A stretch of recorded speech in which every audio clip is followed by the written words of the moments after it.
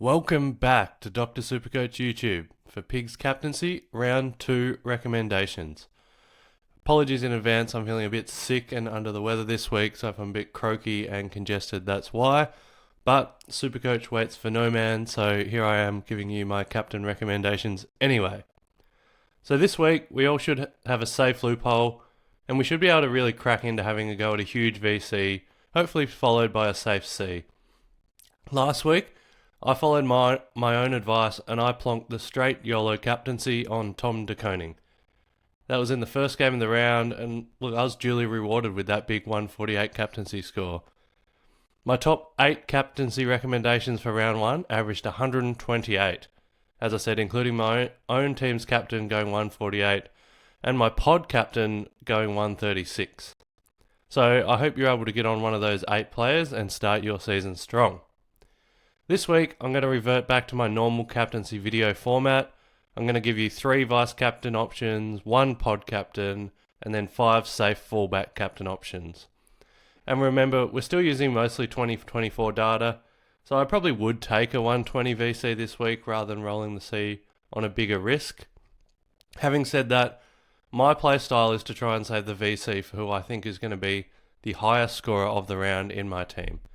So even if that means saving my VC until Sunday, I'll do that. But obviously you need a loophole to do that, and you need a safe playing captain after them. But that's just how I like to play. So if you're someone who likes to just have 2 cracks at a safe 120, that's fine as well. That's all good. So let's get into it. My vice captains.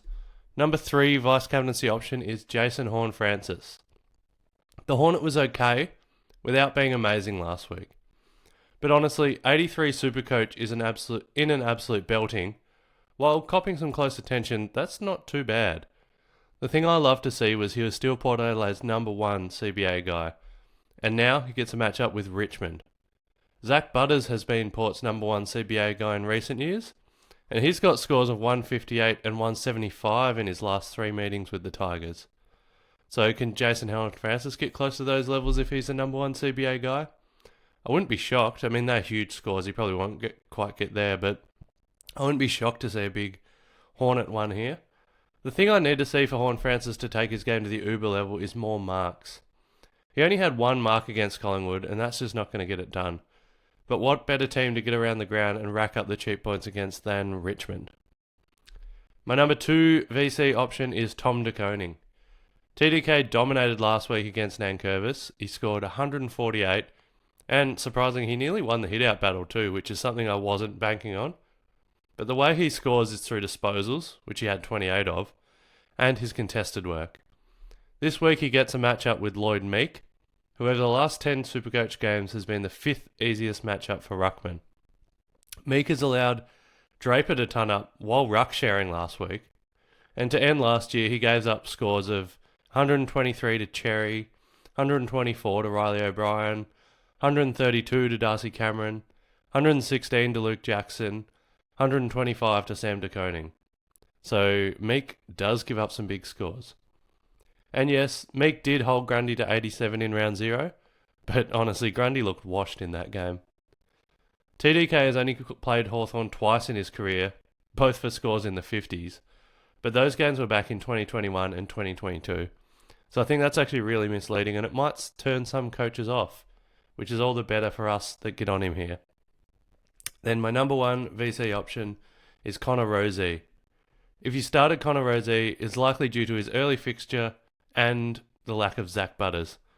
Well, now is the time to cash in. I recommended Connor against the Pies last week, and he scored 128. Now he gets an even easier matchup against Richmond. The Tigers got a surprising win last weekend, but they still gave up big scores to guys like Cripps and Chera. And if we go back to the end of last year, you can see ceiling scores like 161 from Sam Flanders, 128 from Noah Anderson, 162 from Jai Newcomb, and 142 from LDU. So Richmond are still, they won last week, but they're still going to be a team that we target every week and for good reason. The impressive thing for me to see out of Rozee last week was his work rate. 35 disposals in a big loss. I saw him getting back in the D50 to be that first kick receiver from a kick-in. I saw him pushing up the ground to impact inside 50, He was just everywhere. So if he does that again against the Tigers, I can see this being a huge score given their lack of defensive pressure in general. Albeit, like last week, they were impressive. But this is my number one VC option. I think if you have Connor Rozee, it is time to cash in. Now, my point of difference captain is big, bad, bustling Bailey Smith. Baslenka returned from his ACL injury with a bang. 32 disposals, 5 marks, 5 tackles, and a goal for 147 Supercoach. And I don't think it's slowing down just yet. A matchup with St Kilda, who have looked horrible in their preseason game and in round 1. The Saints allowed the Crows to have 274 uncontested possessions last week. That was by far the most any team had in round 1. To further illustrate that point, St Kilda are the second easiest matchup for wingmen and running half backs. They're also the third easiest matchup for defenders and the fifth easiest for designated kickers. Now, I know that Bailey Smith isn't a defender, but he is an incredibly hard running winger that pushes back into defence to help his teammates and then sprints forward to get involved with score involvements. So this matchup is actually probably the perfect opposition for him to use his elite endurance to rack up the possessions. And as I said, they just allowed 1 million uncontested possessions last week, and that's what Bailey Smith is so good at doing. Now, we know his kicking efficiency is always a concern, so for that reason, I'd probably rather you VC Bailey Smith than captain him, just because he could butcher his score a bit if he turns it over. But given the matchup, the form, the closed roof under Marvel Stadium, I think the stars are aligning for a big Bailey Smith VC score this weekend. And now we go to my number 5, captaincy option. So these are Sunday games.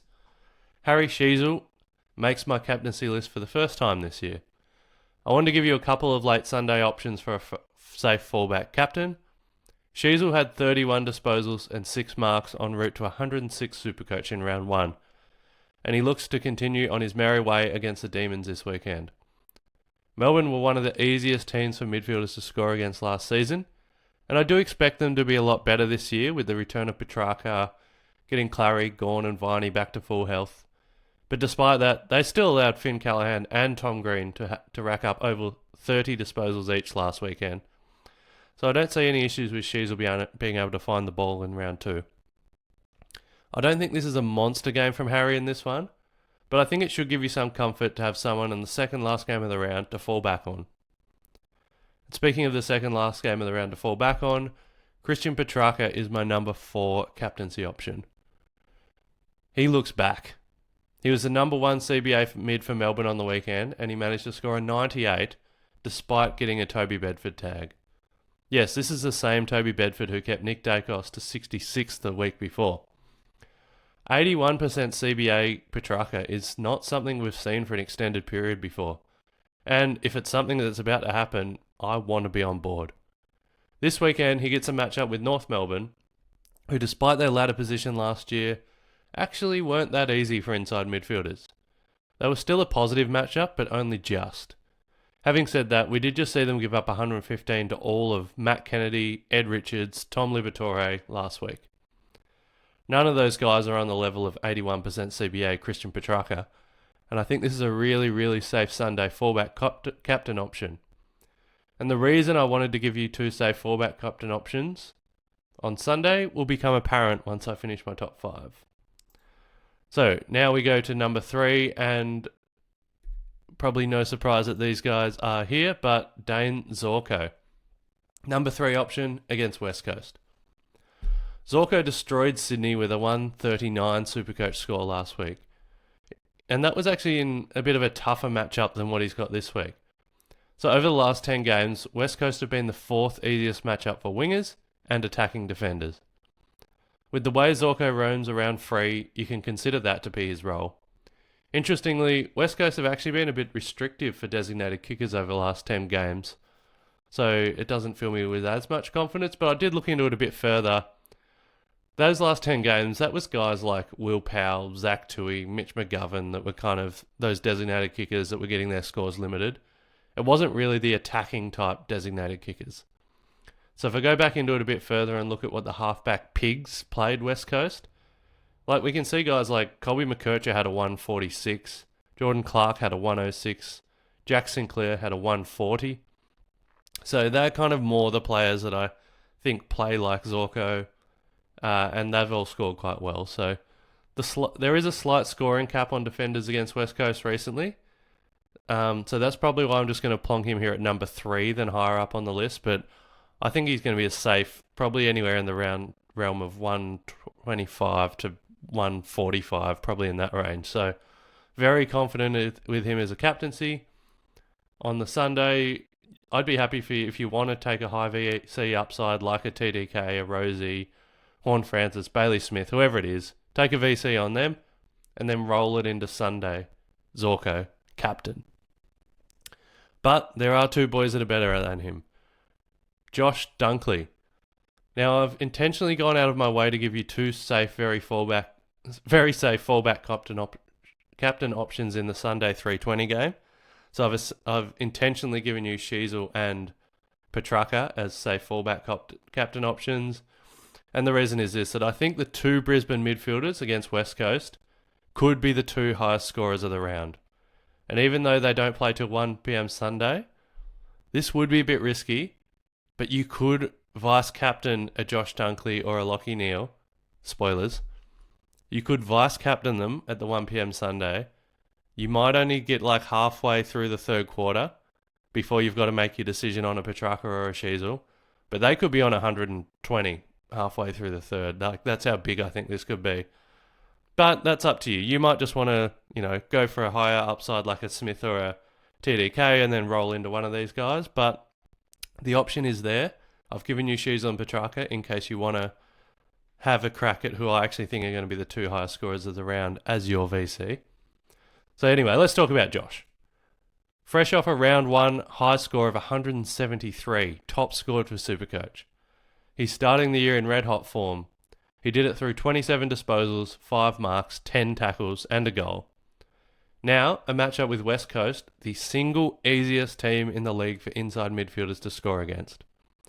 Let me reel off some scores from inside midfielders against West Coast in recent games. Matt Rao, 137. Noah Anderson, 136. Jack Bowes, 130. Patrick Cripps, 142.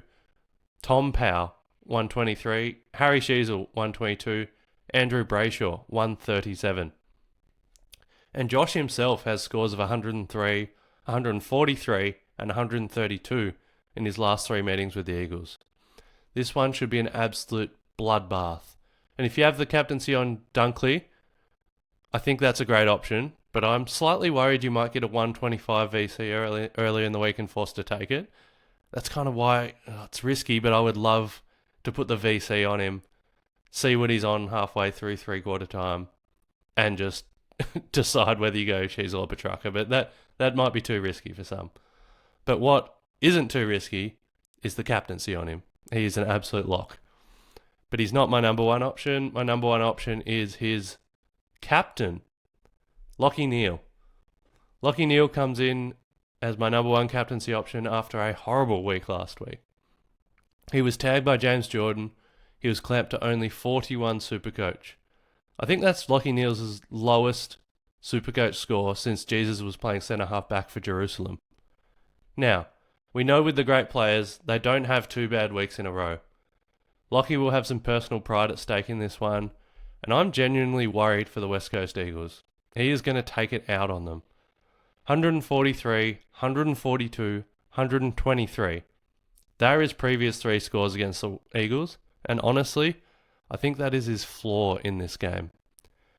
He's also got a career average of 121 against this opponent from 17 matches. That's impressive. And so is his record at the Gabba. Neale has a career average of 121 Supercoach points in Brisbane from 62 games. I don't think there is anyone else in the league that I've ever seen that has an average of over 120 Supercoach points at a venue from over 60 games. That is phenomenal.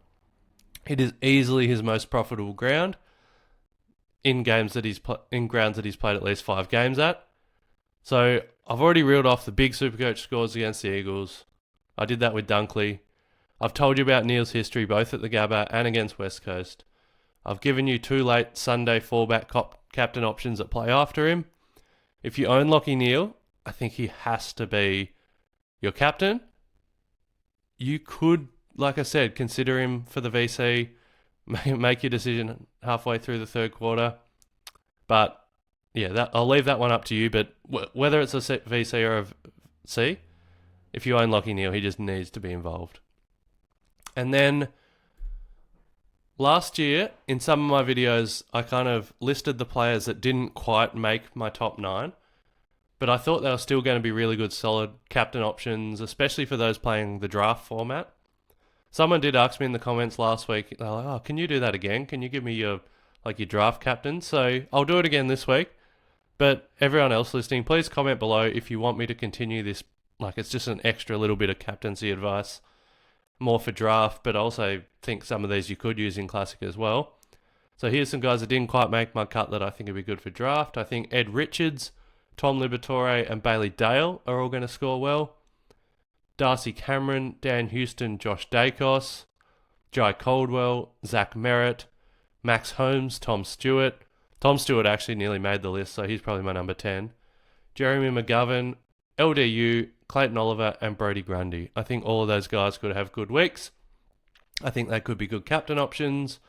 Probably more so for draft, as I don't think they have the massive upside of these other guys, but they could be safe 110s, which is plenty for your draft leagues. So here we go. That is my number 2 SuperCoach captaincy recommendations. As I said, it's really, really about the Brisbane boys playing West Coast, the Port boys playing Richmond, even a little bit the Geelong boys playing St Kilda. I think they're 3 of the matchups we really, really want. I'm going to be having to think about my VC and C. I'm definitely rolling into a Dane Zorko captaincy on Sunday. I'll just have to decide whether I VC Tom De Koning or whether I VC Bailey Smith. I think it'll be Tom De Koning at this stage at time of recording, but we'll see how we go. Thank you for watching. You can see on the screen, this is where you can find me on Twitter at pig_DRSC. And if you want to connect with the Dr. Supercoach community, drsupercoach.com.au, or you can find us and join our Patreon. Thanks very much and good luck in round 2.